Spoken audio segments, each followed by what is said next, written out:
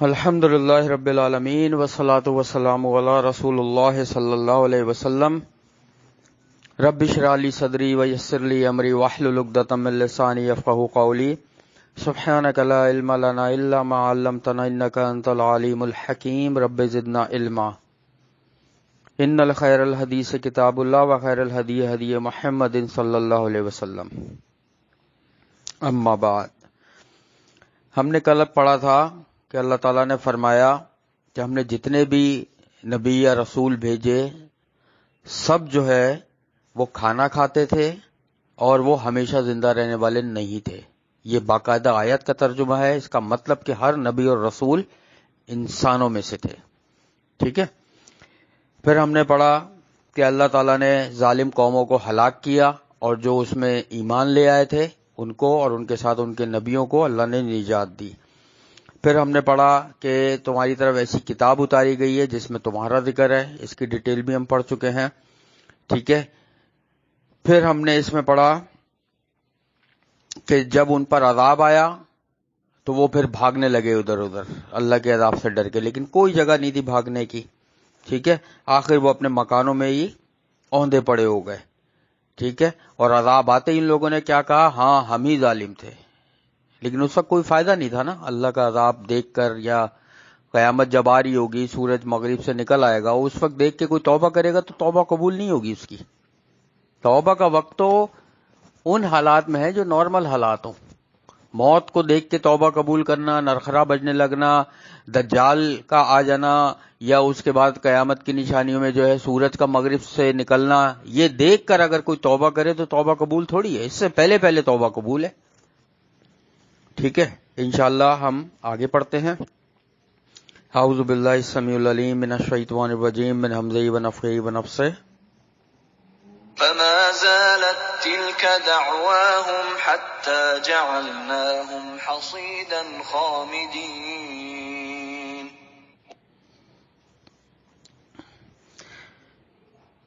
پھر ہمیشہ رہی یہی ان کی پکار یہاں تک کہ ہم نے کر دیا انہیں کٹی کھیتی کی طرح یا بجے ہوئے کی طرح. اب اللہ تعالیٰ فرما رہے ہیں کہ ہمیشہ رہی ان کی یہ پکار، وہ ہمیشہ یہی پکارتے رہے، یعنی انبیاؤں کو جھٹلاتے رہے، ہمیشہ یہی بولتے رہے اور یہی پکارتے رہے کہ لاؤ لے آؤ قیامت. ہم نے کتنی قوموں کا پیچھے پڑھا، لائن سے ہم نے پڑھا ہے کہ ہر امت نے بولا کہ اگر آپ سچے تو قیامت لے آئیں. اللہ تعالیٰ فرما رہے ہیں حسیدن. حسیدن کہتے ہیں کٹی ہوئی کھیتی جو ہوتی ہے، جو جس کو کٹی کہتے ہیں نا، وہ جو کٹی ہوتی ہے اس کی طرح کر دیا. اور خامدین، خامدین کہتے ہیں جب آگ کو خمودن آگ جب بجھ جاتی ہے نا پیچھے نیچے راکھ بچتی ہے اس کو کہتے ہیں خمودن. تو خامدین ایسے کر دیا جیسے بجھی ہوئی آگ راکھ کے ڈھیر کی طرح. بتاؤ، اللہ کو چیلنج کر رہے تھے کہ لے آؤ عذاب اگر ہے تو. اللہ نے کائنات بنائی ہے، وہ جب چاہے ختم کر دے. ٹھیک ہے. آگے کی طرف چلتے ہیں ہم. وما خلقنا السماء والأرض وما بينهما لاعبين.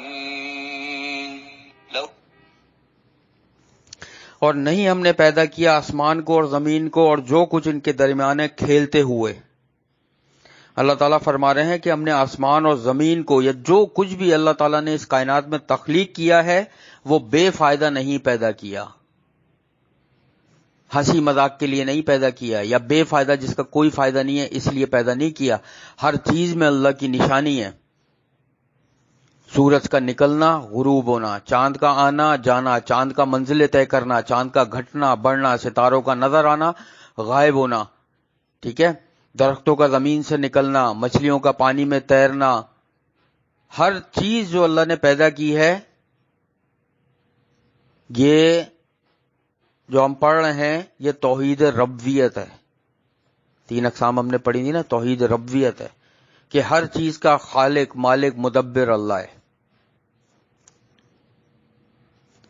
تو اللہ تعالیٰ نے بے فائدہ کھیل کود کے لیے نہیں پیدا کیا، نہ کھیلتے کودتے پیدا کیا. اس کا یقیناً ایک مقصد ہے. یہ دنیا، یہ کائنات تیزی سے اپنے آخری مراحل کی طرف جا رہی ہے. جس مقصد کے لیے اللہ نے پیدا کیا تھا اب وہ اختتام پر ہے، بالکل قریب ہے، کیونکہ تمام انبیاء کے گزر چکے ہیں. بس اب اس کائنات کا اختتام قریب ہی ہے، بالکل قریب ہی ہے. کب ہوگا یہ سوائے اللہ کے کوئی نہیں جانتا. اور اس کے بعد جزا یا سزا کا مرحلہ آئے گا جو انتہائی سخت ہے، پھر وہ کبھی بھی ختم نہیں ہوگا. یہ جو کائنات کا نظام ہے یہ ختم ہو جائے گا، لیکن جنت جہنم کے معاملات وہ کبھی ختم نہیں ہوں گے، وہ ہمیشہ چلتے رہیں گے.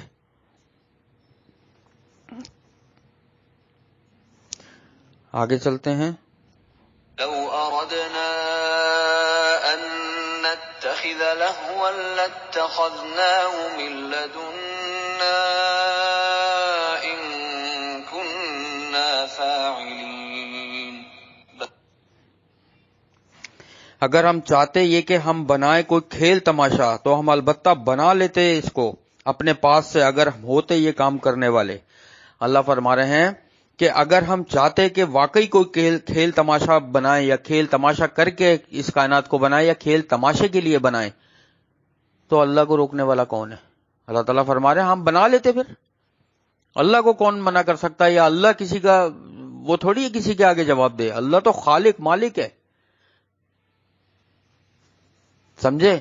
تو اللہ تعالیٰ بتانے کا مقصد یہ لگاتار 2 آیتوں میں کھیل تماشوں کا ذکر ہے. یہ سوچنے کی بات ہے کہ اپنی زندگی کو کھیل تماشوں میں مشغول رکھنے والے لوگ یا زندگی کو کھیل تماشا رکھنے والے لوگ اس سے عبرت حاصل کریں کہ زندگی کھیل تماشا نہیں ہے، ایک چانس ملا ہے بس. اس کو کھیل کود میں ضائع کرنا، اس کو فالتو کاموں میں ضائع کرنا، یہ بہت بڑے جو ہے نا ایک اجر سے محرومی ہے. تو اللہ تعالیٰ فرما رہے ہیں اللہ کے لیے کچھ بھی مشکل نہیں ہے. مسلمانوں کی راحت کا سامان تو اللہ تعالیٰ نے جنت میں رکھا ہے. دنیا میں راحت تھوڑی ہے، دنیا تو قید خانہ ہے. نبی صلی اللہ علیہ وسلم کی حدیث ہے کہ فرمایا انہوں نے کہ دنیا جو ہے وہ مومن کے لیے قید خانہ ہے، اور ایسے رہو دنیا میں جیسے مسافر رہتا ہے. ٹھیک ہے، اگلی آیت کی طرف چلتے ہیں. بل نقذف بالحق على الباطل فيدمغه فإذا هو زاهق ولكم الويل مما تصفون. اب اللہ فرما رہے ہیں کہ بلکہ ہم پھینک مارتے ہیں حق کو باطل کے سر پر تو وہ سر پھوڑ دیتا ہے اس کا، پھر یک یک وہ باطل جو ہوتا ہے وہ ختم ہو جانے والا ہوتا ہے، اور تمہارے لیے ہلاکت ہے ان باتوں کی وجہ سے جو تم اللہ کے بارے میں بیان کرتے ہو. یعنی اس کا مطلب یہ ہوا کہ اللہ فرما رہے ہیں کہ ہم حق کو باطل پر پھینک کر مارتے ہیں. یاد رکھو کہ حق جو ہے نا وہ ہمیشہ باطل سے جیتتا ہے، چاہے اس میں دیر ہو، لیکن حق رہتا آگے. حق کا راستہ مشکل ضرور ہوتا ہے لیکن بہت مضبوط ہوتا ہے. باطل کا راستہ جتنا بھی زیادہ خوشنما اور اچھا لگے لیکن بہت کمزور ہوتا ہے. حق کا کیا مطلب ہے؟ سچ. اور اس کائنات کا سب سے بڑا سچ کیا ہے؟ سب سے بڑا حق اور سچ کیا ہے اس کائنات کا؟ اس کائنات کا سب سے بڑا حق اور سچ یہ ہے کہ لا الہ الا اللہ، کہ نہیں ہے کوئی اللہ کے سوا معبود.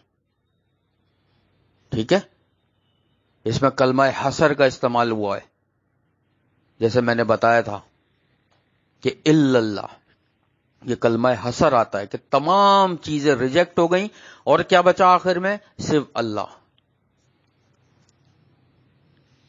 تو یہ سب سے بڑا حق ہے. اور پھر اللہ کا دین ظاہر ہے جو نبی لے کر آئے. تو اللہ تعالیٰ فرما رہے ہیں کہ باطل کے سر پہ جب اللہ تعالیٰ مارتا ہے حق کو، یعنی جب حق آتا ہے تو باطل جتنا ہی بڑا کیوں نہ ہو، خوشنما کیوں نہ ہو، جتنا ہی پھیلا ہوا کیوں نہ ہو، وہ ختم ہو جاتا ہے. اور باطل کو ہونا ہی ختم ہوتا ہے.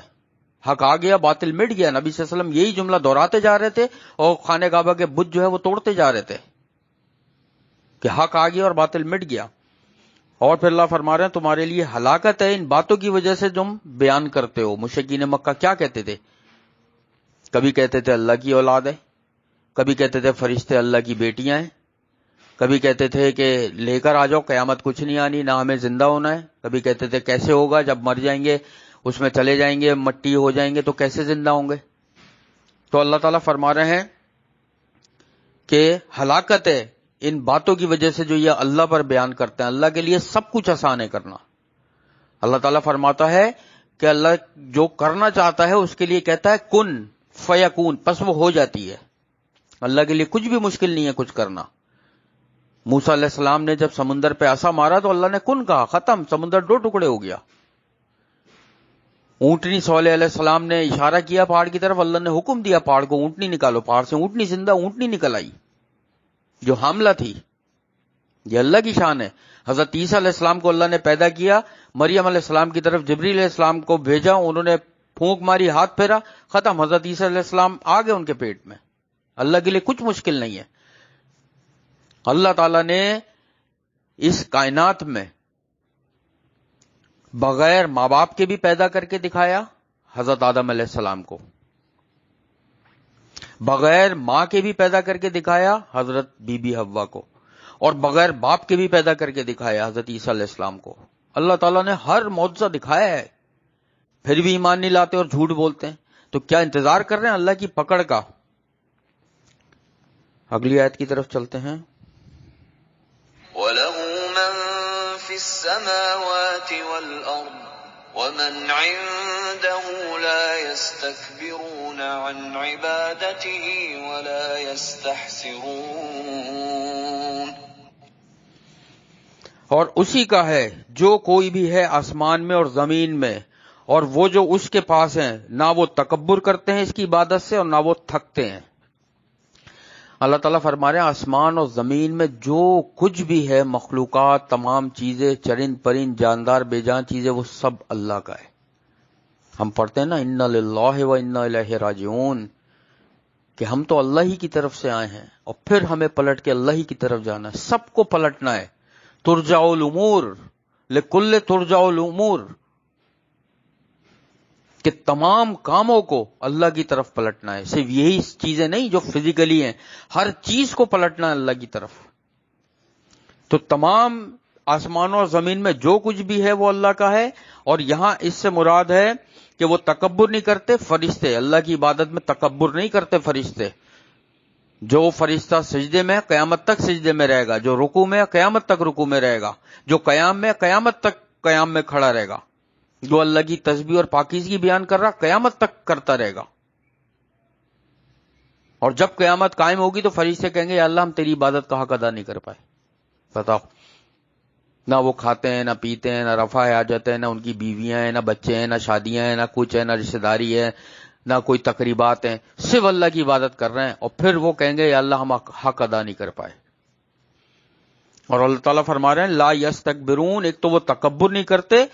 دوسرا لفظ دیکھو اللہ تعالیٰ نے یوز کیا ہے اس میں، ولا یستحسرون. یستحسرون کا مطلب یہ ہوتا ہے، تحسر کا مطلب ہوتا ہے ایسا تھکنا کہ جو کسی ناگوار کام کی وجہ سے تھکن ہو. مطلب ایک آدمی ہے یا ایک عورت ہے، اس کا بالکل دل نہیں چاہ رہا گھر میں نہ جھاڑو پوچھا کرنے کو، اور مہمانوں کا فون آ جاتا ہے کہ مہمان کوئی آ رہے ہیں. اب کیا ہے، وہ کتنی بددلی سے کرے گی جھاڑو پوچھا کہ مہمان آ رہے ہیں دائرہ، ورنہ تو گندا دیکھیں گے گھر. تو وہ بددلی سے کرے گی، اور اس میں اس کو جو تھکن ہوگی، ایک تو ویسی ناگوار گزر رہا اس پہ تھکن ہو جائے. تو فرشتے نہ تکبر سے اور نہ وہ کسی ایسی چیز کی وجہ سے جو ان کو ناگوار ہو، وہ اللہ کی عبادت سے منہ نہیں موڑتے. جو اس کام کے لیے اللہ نے پیدا کیا اس میں ذرہ برابر بھی غلطی نہیں کرتے. کمپیوٹر غلطی کر سکتا ہے، روبوٹ غلطی کر سکتا ہے، لیکن اللہ کے فرشتے ذرہ برابر بھی غلطی نہیں کرتے. جو اللہ نے حکم دیا بس اسی کو مانتے ہیں، اور ویسے ہی مانتے ہیں جیسے اللہ حکم دیتا ہے. یہ اللہ کی شان ہے اور اللہ کے فرشتوں کی شان ہے کہ اللہ کے حکم پہ چل رہے ہیں. وہ بارش کا فرشتہ ہے. بیت المعمور کے بارے میں بتاؤں، جو فرشتوں کا کعبہ ہے اوپر، بیت اللہ ہے فرشتوں کا، اسی خانہ کعبہ کے اوپر آسمانوں پر ہے، چوتھے آسمان پر ہے. وہ حضرت ابراہیم علیہ السلام چوتھے آسمان ہے، بیت المعمور اسی کے آس پاس رہتے ہیں وہ، کیونکہ جب نبی صلی اللہ علیہ وسلم گئے تھے تو انہوں نے بیت المعمور سے ٹیک لگا حضرت ابراہیم علیہ السلام کو دیکھا تھا. تو بیت المعمور پہ 70,000 فرشتے ایک وقت میں طواف کرتے ہیں، 70,000 فرشتے، پھر وہ ہٹتے ہیں تو دوسرے 70,000 آ جاتے ہیں. تو نبی صلی اللہ علیہ وسلم نے ارشاد فرمایا جب وہ فرشتے ہٹتے ہیں اپنی باری پہ جا کے لگتے ہیں قیامت تک ان کی باری نہیں آئے گی. اتنے فرشتے ہیں، قیامت تک ان کی باری نہیں آئے گی. اور پھر ایک اور حدیث ہے سلسلہ صحیح میں، شیخ البانی رحمۃ اللہ علیہ فرماتے ہیں، حدیث لے کر آئے ہیں کہ نبی صلی اللہ علیہ وسلم نے آسمان کی طرف دیکھ کر صحابہ کرام سے فرمایا کہ اس میں سے مجھے چر چر کی آواز آتی ہے. جیسے اگر کسی چیز پہ بہت وزن رکھو نا پھر وہ ٹوٹنے کے قریب ہوتی ہے، تو چر چر کی آواز نہیں آتی. تو صحابہ کرام نے پوچھا کہ اس کی کیا وجہ ہے؟ کہنے لگے نبی صلی اللہ علیہ وسلم نے فرمایا کہ آسمان پر ایک بالش بھی جگہ ایسی نہیں ہے، ساتوں آسمان پر، یعنی عرش پر نہیں، آسمانوں کی بات کر رہا ہوں، آسمانوں پر ایک بالش بھی جگہ ایسی نہیں ہے کہ جس میں کوئی فرشتہ نہ ہو. ایک بالش کی جگہ بھی ایسی نہیں، اتنے فرشتے ہیں اور سب کے سب اللہ کی عبادت میں لگے ہوئے ہیں. اور انسان کو بھی اللہ نے عبادت کے لیے پیدا کیا، لیکن انسان، اللہ تعالیٰ کیا فرماتے ہیں قرآن میں؟ وما قدر اللہ حق قدرہ، کہ اللہ کی قدر لوگوں نے ویسی کی نہیں جو اس کی قدر کرنے کا حق ہے. حقیقت ہے ہم نے اللہ کی قدر کی کہاں؟ جس چیز میں بھی اللہ کا حکم آ جاتا ہے کہ یہ حرام ہے، اس سے بچو، یہ ناجائز ہے، اور ہم یہ دیکھ رہے ہوتے ہیں کہ ہماری وہ ضرورت ہے، چلو کوئی بات نہیں توبہ کر لیں گے، یہ حق ہے. چھوڑ دینا چاہیے وہ چیز، وہ راستے چھوڑ دینے چاہیے جس پہ اللہ نے اپنی حدود لگائی ہے، جو نبی صلی اللہ علیہ وسلم نے منع کر دی ہے. صحابہ کرام کی مثالیں کئی بار دے چکا ہوں میں اس پر. ٹھیک ہے، اگلی آیت کی طرف چلتے ہیں. يسبحون الليل والنهار لا يفترون أم اتخذوا آلهة من الأرض هم ينشرون. وہ تسبیح کرتے ہیں اسی کی رات اور دن، اور نہیں وہ سستی کرتے اس میں. یعنی فرشتے اللہ کی تسبیح ہر وقت بیان کر رہے ہیں، اس میں ذرہ برابر بھی سستی نہیں کرتے. اسی طریقے سے سور پھونکنے والے جو فرشتے ہیں وہ الگ ہیں جن کے منہ میں سور ہے. اسی طریقے سے روح قبض کرنے والا فرشتہ وہ رتی برابر بھی غلطی نہیں کرتا، جس کی جہاں روح اللہ جس وقت کہتا وہاں قبض کر لیتا، ایک سیکنڈ کی مہلت نہیں دیتا. فرشتے کسی کام کو نہ منع کرتے ہیں، نہ سستی کرتے ہیں، نہ ڈیلے کرتے ہیں، اور نہ آگے پیچھے کرتے ہیں. جو کام جیسا اللہ نے بتا دیا وہ ویسی کرتے ہیں. کیا انہوں نے بنا لیے ہیں معبود زمین میں کہ وہ زندہ کر دیں گے مردوں کو؟ یہاں تک اللہ تعالیٰ نے فرشتوں کی بھی مثال دی، اور آگے اللہ تعالیٰ فرما رہے ہیں کہ انہوں نے ایسے کیا معبود بنا لیے ہیں کہ جو زندہ کر سکتے ہیں لوگوں کو؟ اللہ کسی کو موت دے دے، یا وہ خود زندہ ہو سکتے ہیں کیا؟ 2 دن پہلے میں نے تفسیر میں ڈیٹیل میں بتایا ہے، یہ چڑھاوے چڑھانا، یہ کرنا، وہ کرنا، یہ سب کیا ہے؟ کسی پیر ولی فقیر میں، کسی بھی پہنچے ہوئے بزرگ میں یہ شان نہیں ہے کہ کسی کو زندہ کر سکے یا خود زندہ ہو جائے مرنے کے بعد. کسی کو بھی یہ زیب نہیں دیتا. حضرت عیسیٰ علیہ السلام کو اللہ تعالیٰ نے یہ معجزہ دیا تھا بس، کہ وہ جس کو چاہتے تھے وہ بھی اللہ کے حکم سے کم باذن اللہ کہتے تھے اور وہ زندہ ہو جاتا تھا، اللہ کے حکم سے ہوتا تھا. تو سمجھے اللہ کی توحید بیان ہو رہی ہے، توحید ربیت بیان ہو رہی ہے، رتی برابر بھی اس میں شک کی گنجائش نہیں ہے. اللہ پر ایمان، فرشتوں پر ایمان، تقدیر پر ایمان، جنت جہنم پر ایمان، موت پر ایمان، موت کے بعد اٹھنے پر ایمان، قیامت پر ایمان. ہر بری چیز اچھی چیز اللہ کی طرف سے ہوتی ہے. ان سب چیزوں پہ ایمان لانا فرض ہے، لازمی ہے، دین اور ایمان کا حصہ ہے یہ. اگر اس میں سے ایک چیز میں بھی ایمان میں کمی بیشی ہو گئی تو بندہ دین اسلام سے باہر چلا جاتا ہے. ٹھیک ہے، آگے چلتے ہیں. لو كان فيهما آلهة إلا الله لفسدتا فسبحان الله رب العرش عما يصفون. اگر ہوتے ان دونوں آسمان و زمین میں کئی معبود اللہ کے سوا تو وہ ضرور دونوں ہی بگڑ جاتے. چنانچہ پاک ہے اللہ جو عرش کا رب ہے اور ان باتوں سے جو وہ مشرک بیان کرتے ہیں. اللہ تعالیٰ فرما رہے ہیں اگر اس کائنات میں اللہ کے سوا کوئی اور بھی معبود ہوتا تو پھر تو لڑائی ہو جاتی نا. ایک کمپنی کے اگر 2 مالک ہو کیا ہوتا ہے؟ پارٹنرشپ ختم. جہاں پر بھی 2 ایک ہی جیسے عہدے کے موجود ہوں، 2 3 4 5 6، وہاں پہ جو ہے ختم ہو جاتا ہے معاملہ، بگڑائی آ جاتی ہے کہ وہ کچھ کہتا ہے وہ کچھ کہتا ہے. تو اللہ فرما رہے ہیں کائنات کا نظام ہزاروں لاکھوں کروڑوں سال سے چل رہا ہے، اس میں رتی برابر بھی کچھ نہیں ہوا. کیوں؟ کیونکہ ایک اکیلا واحد اللہ چلا رہا ہے اس کو. کوئی اور ہوتا تو معاملات بگڑ جاتے، کبھی بارش ہوتی، کبھی سالوں سال نہیں ہوتی، کبھی فصلیں اگتی نہیں، کبھی انسانوں کی پیدائش ہی نہیں ہوتی، کبھی کوئی کسی کو موت نہیں آتی، کوئی کبھی زندہ ہے تو زندہ ہی ہے، کوئی مر گیا تو مر گیا. یہ بگڑائی آ سکتی تھی اس میں. یہ چیز ظاہر کرتی ہے کہ اس کائنات کو چلانے والا ایک ہی ہے، اور اللہ پاک ہے اس سے. جو بھی وہ مشرک بیان کرتے ہیں اللہ کی ذات میں وہ شرک ٹھہراتے ہیں. اللہ کو نہ کسی کی مدد کی ضرورت ہے، نہ اللہ کو کسی کے مشورے کی ضرورت ہے، نہ اللہ کو اللہ کو کسی کی عبادت کی بھی ضرورت نہیں ہے. یہ تو انسان جو ہم عبادت کرتے ہیں، اللہ کا ذکر و اذکار کرتے ہیں، استغفار کرتے ہیں، یہ ہم اپنے آپ پر احسان کر رہے ہوتے ہیں. جو انسان بھی اللہ کی عبادت کرتا ہے وہ اپنے آپ پہ احسان کر رہا ہوتا ہے. اللہ کو کسی کی عبادت کی ضرورت نہیں ہے. ساری دنیا اگر پکی مومن بن جائے تو اللہ کی عزت میں ایک ذرہ اضافہ نہیں کر سکتی. ساری دنیا اگر کفر پہ کھڑی ہو جائے تو اللہ کی عزت میں ایک ذرہ کم نہیں کر سکتی. سمجھے کہ یہ ہے اللہ کی شان. اس کے بعد والی بہت خاص آیت ہے، وہ انشاءاللہ سنتے ہیں، پھر تفسیر کا اختتام کریں گے انشاءاللہ. لا يسأل عما يفعل وهم يسألون. نہیں اس سے پوچھا جا سکتا اس چیز کے بارے میں جو وہ کرتا ہے، جب کہ وہ پوچھے جائیں گے. اللہ تعالیٰ فرما رہے ہیں کہ اللہ جو بھی کام کرتا ہے اللہ تعالیٰ کسی کو جواب دے نہیں ہے کہ یہ کام کیوں کیا، کس کے کہنے پہ کیا، کیسے کیا. اللہ کسی کو جواب دے نہیں ہے، اور پوری دنیا کے لوگ جو کام کرتے ہیں وہ اللہ کو جواب دیں.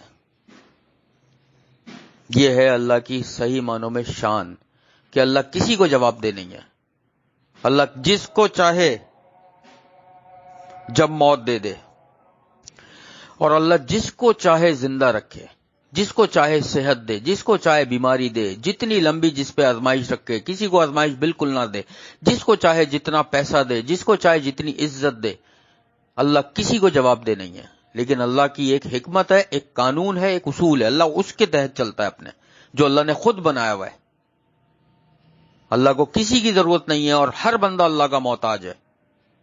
یہی چیز تو نبی صلی اللہ علیہ وسلم اور تمام انبیاء لوگوں کو بتانے آئے تھے کہ بھائی بندہ کسی کی پریشانی دور نہیں کر سکتا، چاہے وہ قبر والا ہو یا زندہ ہو. یہ ساری پریشانیاں، بیماریاں، صحت، زندگی، موت سب اللہ کے اختیار میں.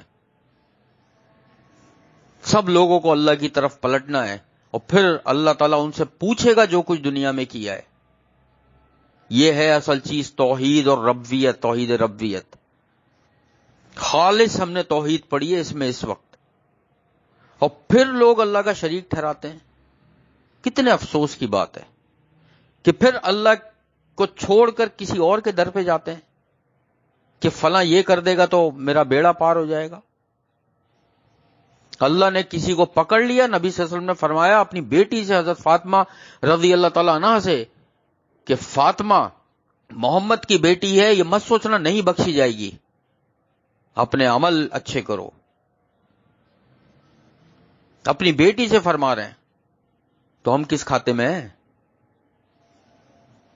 ہاں کمی بیشی ہو جائے انسان کے عمل میں، وہ نمازیں پڑھ رہا ہے، توحید پر ہے، روزے رکھ رہا ہے، کمی بیشی ہو جائے، اللہ بڑا غفور رحیم ہے. نبی صلی اللہ علیہ وسلم بے شک شفاعت کریں گے، اور بلکہ ہم دعا کرتے ہیں کہ ہمیں نبی صلی اللہ علیہ وسلم کی شفاعت نصیب ہو.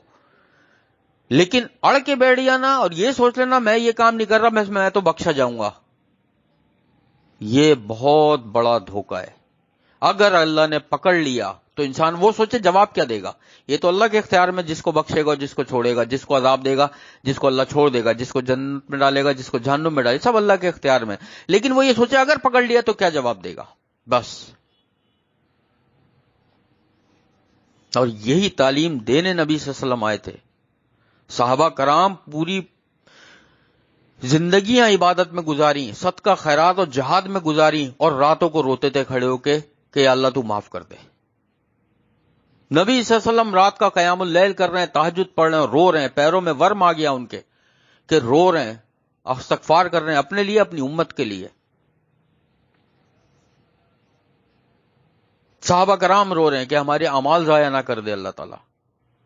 ہم ذرا سی نیکی کرتے ہیں اور ہم کتنا بڑا اپنے آپ کو ظاہر کر رہے ہوتے ہیں۔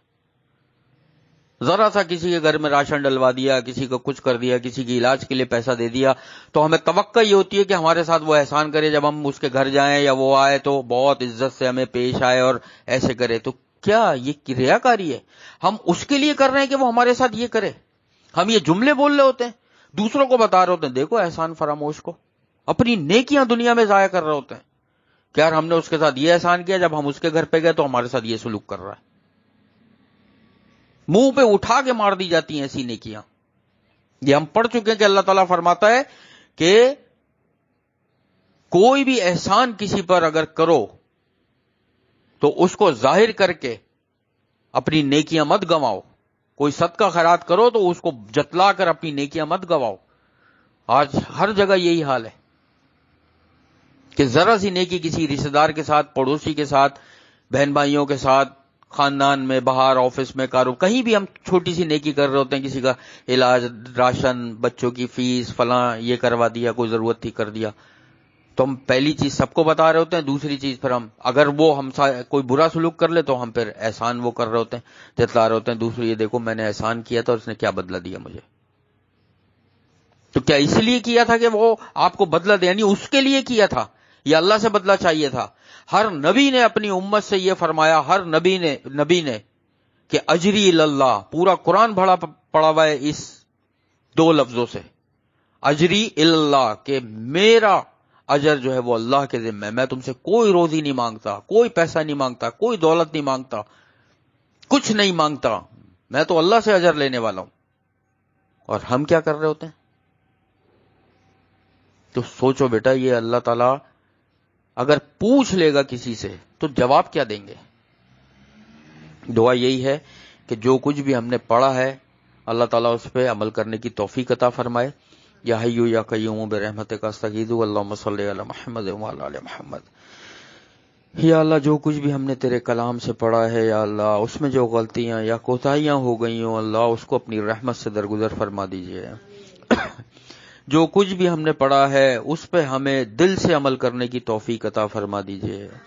اے اللہ تو ہمارے گھروں میں، ہمارے رزق میں، ہمارے علم میں، ہمارے عمل میں، ہماری زندگیوں اور صحت میں، ہماری نوکری اور کاروباروں میں، ہماری اولادوں میں، ہماری پوری زندگی میں بے حساب برکتیں عطا فرما دیجیے اور اس میں اضافہ فرما دیجیے۔ اے اللہ تو قرآن پاک کو ہمارے دلوں کی بہار اور ہدایت کا سامان بنا دیجیے۔ اے اللہ تو نماز کو ہماری آنکھوں کی ٹھنڈک بنا دے اللہ۔ اے اللہ تو ہمیں قرآن پاک سیکھنے اور سکھانے والے اور اس پر عمل کرنے والوں میں شامل فرما دیجیے۔ اے اللہ تو ہمیں مسجد آباد کرنے والوں میں شامل فرما دیجیے۔ اے اللہ ہماری موت بھی اس حال میں آئے کہ ہم قرآن پاک سیکھ رہے ہوں، سکھا رہے ہوں میرے اللہ، اور ہم مسجد آباد کرنے والوں میں شامل ہوں میرے اللہ۔ اے اللہ ہم ہر ایسی بیماری سے، ہر ایسے کام سے، ہر ایسی نوکری اور کاروبار سے، ہر ایسی تکلیف، پریشانی اور برائی سے، اور ہر ایسے گناہ سے، اور ہر ایسے ملک میں جانے سے تیری پناہ میں آتے ہیں جس سے ہم تیری کتاب، اس کی تفسیر یا تیری مساجد سے دور کر دیے جائیں میرے اللہ۔ اے اللہ تو ہمیں اپنے شکر گزار اور عبادت گزار بندوں میں شامل فرما دیجئے۔ اے اللہ تو ہمارے والدین پر رحم فرما دے اور ان کے درجات کو بلند فرما دے میرے اللہ۔ جن کے والدین دنیا میں اس وقت زندہ ہیں ان کو بہترین صحت اور ہدایت عطا فرما دے میرے اللہ۔ جتنے بھی یہ قرآن پاک پڑھنے والے، یہاں پر سننے والے موجود ہیں یا اللہ، ان سب کی تمام مشکلات، پریشانیوں اور بیماریوں کو دور فرما دے اللہ۔ ان سب کی جائز حاجات اور دعاؤں کو اپنی بارگاہ میں قبول اور مقبول فرما لے اللہ۔ جس طرح تو نے دنیا میں ہم سب کو قرآن پاک کے لیے جمع کیا ہے میرے اللہ، قیامت میں اور جنت الفردوس میں بھی ہم سب کو اسی طریقے سے جمع فرما دیجیے گا اللہ۔ ہے میرے اللہ جو ہم مانگتے ہیں ہمیں وہ بہتری کے ساتھ عطا فرما دے میرے اللہ۔ جو ہم مانگنا بھول گئے ہیں اور ہمارے حق میں بہتر ہے ہمیں وہ بھی عطا فرما دے میرے اللہ۔ آخرت میں ہمارا حساب کتاب انبیاء، شہداء، صدیقین اور سلف صالحین کے ساتھ فرما دیجیے گا۔ ہمیں نبی صلی اللہ علیہ وسلم کا ساتھ، ان کی شفاعت اور ان کے ہاتھوں سے آب کوثر نصیب فرما دیجیے گا اللہ۔ ہم سب کو اور تمام سننے والوں کو، ہمارے والدین، بہن بھائی، رشتہ دار، پڑوسیوں کو ان 70,000 لوگوں میں شامل فرما دیجیے گا جو بغیر حساب کتاب کے تیری رحمت سے جنت الفردوس میں جائیں گے۔ اللہم انا نسألوک الہدی والتقی والعفاف والغنی، اللہم اکفنی بحلالک عن حرامک واغننی بفضلک عمن سواک، رب ارحمہما کما ربیانی صغیرا۔ اللہم انی اعوذ بک من علم لا ینفع ومن قلب لا یخشع ومن نفس لا تشبع ومن دعوت لا یستجاب لها ولم اکن بدعائک رب شقیا۔ اللہم انا نسألوک الجنۃ الفردوس وقنا عذاب النار، اللہم انا نسألوک الجنۃ الفردوس وقنا عذاب النار، اللہم انا نسألوک الجنۃ الفردوس وقنا عذاب النار۔ ربنا تقبل منا انک انت السمیع العلیم وتب علینا انک انت التواب الرحیم۔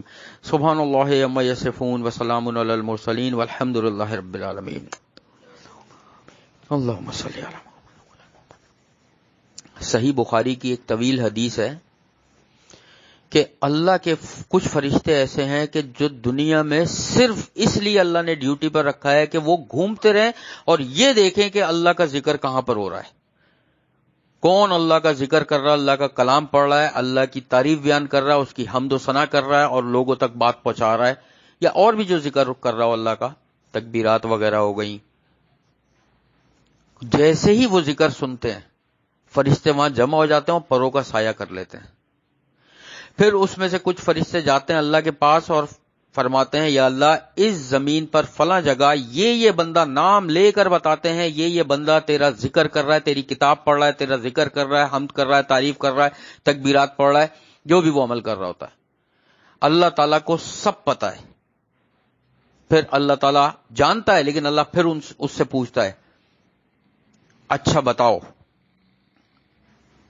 کہ کیا انہوں نے جنت دیکھی ہے؟ فرشتہ کہتا ہے نہیں، لیکن وہ تجھ سے سوال کرتے ہیں جنت کا۔ کیا انہوں نے جہنم دیکھی ہے؟ فرشتے کہتے ہیں نہیں، لیکن تجھ سے پناہ مانگتے ہیں جہنم کی۔ کیا انہوں نے مجھے دیکھا ہے؟ فرشتے بولتے ہیں نہیں، لیکن تیرے ہی آگے سجدہ کرتے ہیں، توحید پر ہیں، تجھی سے پکارتے ہیں، تجھی سے مدد مانگتے ہیں، تیری ہی عبادت کرتے ہیں۔ اللہ حالانکہ سب جانتا ہے لیکن پوچھنے کا مقصد کچھ اور ہے، یہ اللہ کی شان ہے۔ اللہ تعالیٰ فرماتے ہیں کہ جو بھی وہ ان کے گناہ ہیں میں نے ان کو معاف کیا اور تم گواہ رہنا۔ فرشتوں سے اللہ تعالیٰ فرماتا تم گواہ رہنا کہ میں نے سب کو معاف کیا۔ تو فرشتے پتہ ہے کیا کہتے ہیں؟ ایک فرشتہ اس میں کہتا ہے یا اللہ وہ جو تیری محفل ہو رہی تھی، ایک شخص وہاں سے گزر رہا تھا لیکن بس وہ آ کے تھوڑی دیر کے لیے بیٹھا اور وہ کسی اور کام سے آیا تھا لیکن تیری محفل میں بیٹھ گیا، اللہ تعالیٰ فرماتا ہے گواہ رہنا میں نے اس کو بھی بخش دیا۔ یہ وہ محفلیں ہیں اللہ کی کہ فرشتے جو ہے پروں سے سایہ کرتے ہیں۔ ایسی محفلیں قیامت والے دن انسان کے لیے نور کا باعث بنیں گی۔ یہ بہت طویل حدیث ہے، میں نے بہت شارٹ سنائی ہے 2-4 لائنوں میں، یہ طویل حدیث ہے کافی، کہ اللہ اور فرشتوں کے درمیان جو پورا مکالمہ ہوتا ہے۔ تو سمجھے یہ ہے اللہ کی محفلوں کی شان، جس میں خالص اللہ کی توحید بیان کی جائے، اس کی بڑائی بیان کی جائے اور اس کے حلال کردہ چیزوں کو حلال جانا جائے، حرام کردہ چیزوں کو حرام جانا جائے۔ اللہ سے دعا ہے کہ اللہ تعالی ہم سب کی تمام دعاؤں کو قبول فرمائے اور ہم سب پر، ہمارے والدین، بہن بھائی، رشتہ داروں پر، تمام سننے والوں پر رحم فرمائے۔ ربنا تقبل منا انک انت السمیع العلیم وتب علینا انک انت التواب الرحیم۔ سبحان اللہ عما یصفون وسلام علی المرسلین والحمد للہ رب